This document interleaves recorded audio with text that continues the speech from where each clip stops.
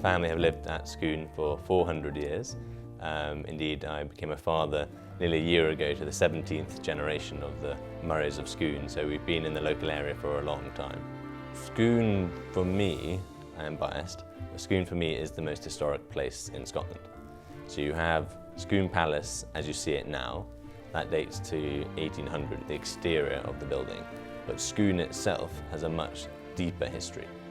It's the seat of power where Scotland as a nation was made and essentially launched from.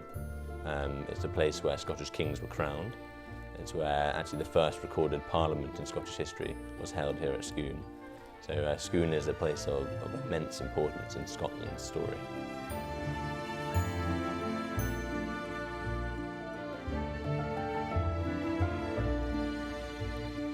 Our family's collection is a weird and wonderful and very high quality mixture of things.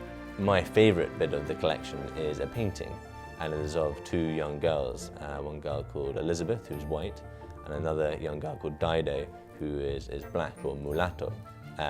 Both of them were great nieces of the first Earl of Mansfield, and they have a very, very special story, which essentially culminated with the first Earl of Mansfield abolishing slavery within the UK.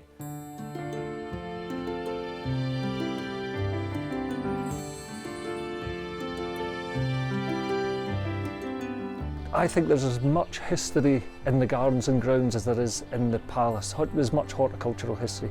The tree collection is just phenomenal. It's part of the design landscape that was laid out over 200 years ago by the Scottish landscape gardener J C Loudon.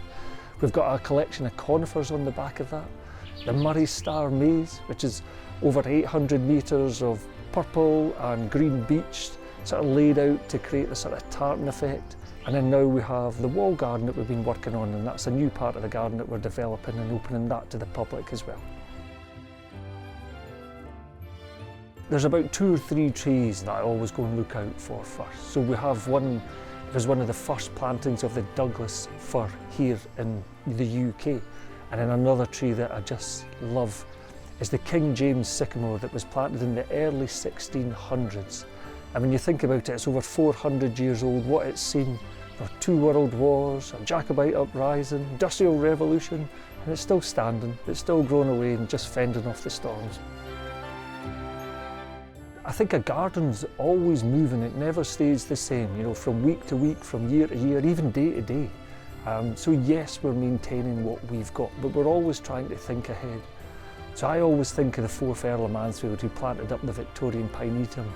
And you know, he started in 1847. Now, that was virtually 200 years ago. I do wonder what his reaction would be if he could see them today. So you know, we've got to have that same thought as well. Maybe not 200 years down the line all the time, but you know, we're always thinking ahead, planting new shrubs. If a tree comes down, there's a big hole that we've got to plant up. And so you're always thinking ahead. The most important thing here at Scone is not the palace, it's not our family's collection. It is a place called Moot Hill. That is the coronation site of the Kings of Scots, and it has a wonderful bit of folklore attached to it. The name is the Boot Hill, and that is because when people came to witness the ceremony here, they brought the soil of their own land with them, poured it out to make this little hill. That means that that hill quite literally represents all of Scotland.